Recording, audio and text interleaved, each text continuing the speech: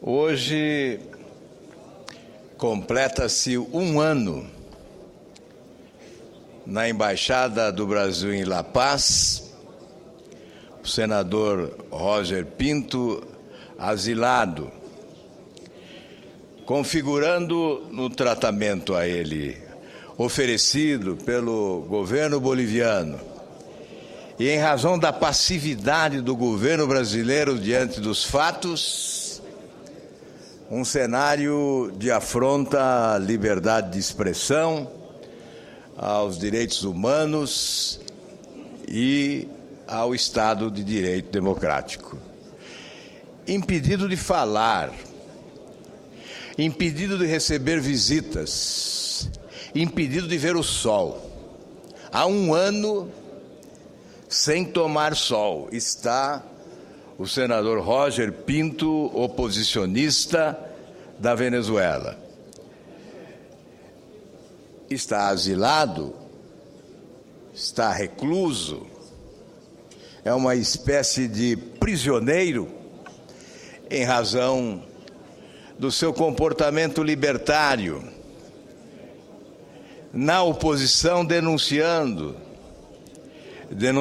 ilícitos praticados por autoridades do seu país. Com um poder judiciário sem independência, submisso às ordens impostas pelo poder executivo daquele país. Um ano é o calvário do senhor Roger Pinto, senador eleito pelo povo da Bolívia. Semana passada interpusemos petição junto à Organização dos Estados Americanos.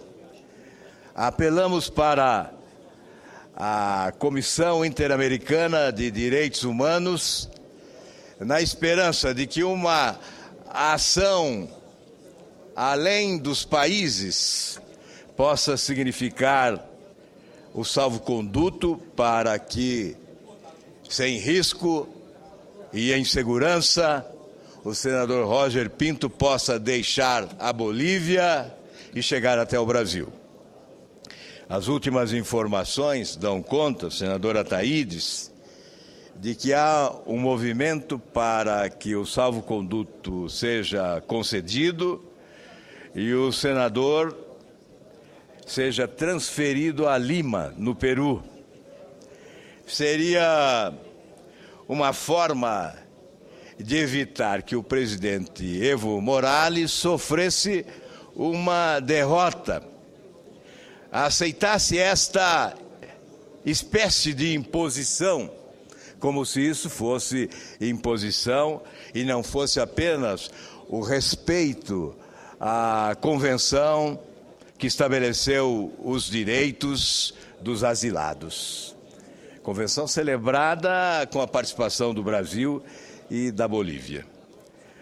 Portanto, hoje completamos um ano desse calvário do senador Roger Pinto.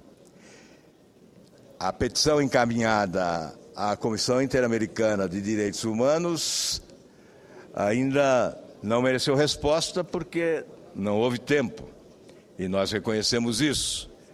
Mas há essa movimentação favorável ao salvo-conduto, desde que o destino seja o Peru e não o Brasil.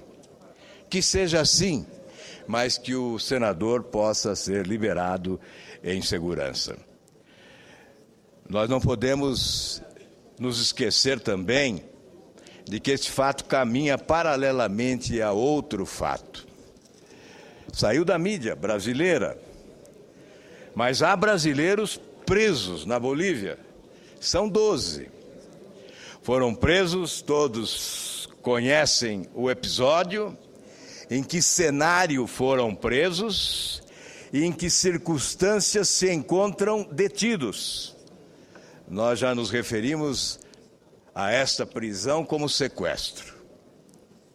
Foram sequestrados pelo governo boliviano, supostamente como revide ao ato do Brasil de acolher em sua embaixada em La Paz o senador Roger Pinto, considerado inimigo do governo boliviano, pelas denúncias que apresentou no parlamento daquele país, especialmente contra determinado ministro envolvido com o narcotráfico.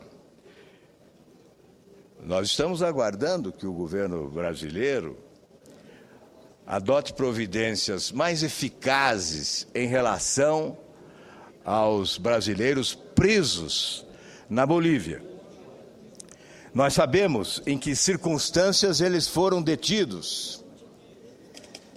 E nós sabemos também que o governo do nosso país não adotou uma postura rigorosa em relação a esse comportamento inusitado do governo da Bolívia em relação aos nossos irmãos brasileiros.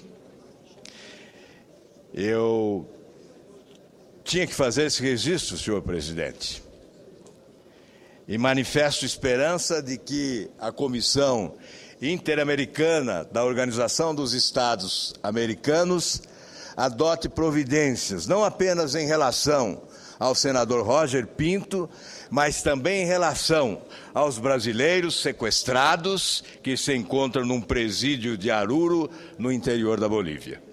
Esperamos, porque petição a favor desses brasileiros também foi protocolada junto à OEA pela advogada que os representa nesta causa. Aproveito também, senhor presidente, para prestar contas de outra atividade que venho desenvolvendo há algum tempo nesta casa, mais precisamente desde 2004. Denunciamos a utilização das loterias da Caixa Econômica Federal como mecanismo de lavagem de dinheiro. A denúncia que apresentamos desta tribuna há vários anos teve como consequência a instauração de um inquérito. Há poucos dias, utilizando-nos da legislação vigente que permite acesso a informações, protocolamos requerimento ao Ministério da Justiça solicitando informações sobre a existência de inquéritos desta natureza. Se o inquérito está em curso, se há providências judiciárias adotadas para responsabilizar eventuais envolvidos no crime de lavagem de dinheiro através das loterias da Caixa Econômica Federal. E também a investigação em relação à suposta manipulação de resultados das loterias. A resposta, senhor presidente, dá conta de que há um inquérito instaurado para apurar múltiplos prêmios lotéricos recebidos irregularmente, conforme dados disponíveis. Trata-se do IPL número 1.352, que está na 2ª Vara Especializada da Justiça Federal. Portanto, esta é a resposta que recebemos do Ministério da Justiça. O inquérito foi instaurado, as investigações estão em curso e nós aguardamos a finalização desses procedimentos para que se possa ter uma resposta em razão das denúncias da maior gravidade que foram apresentadas desta tribuna. Me reporto ao fato. Solicitamos informações do COAF. O COAF encaminhou informações sigilosas, dando conta de que vários ganhadores, surpreendentemente, foram premiados inúmeras vezes. Um deles, premiado mais de 500 vezes, recebeu mais de 500 prêmios da loteria. das loterias, um outro 327 vezes, um outro vários prêmios no mesmo dia em vários estados da federação.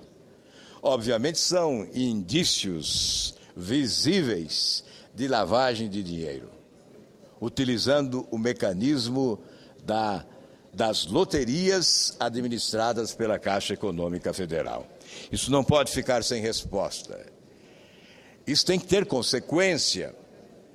Há que se investigar, sim, para identificar os responsáveis por esses danos ao país e, obviamente, para chegarmos à responsabilização civil e criminal dos envolvidos.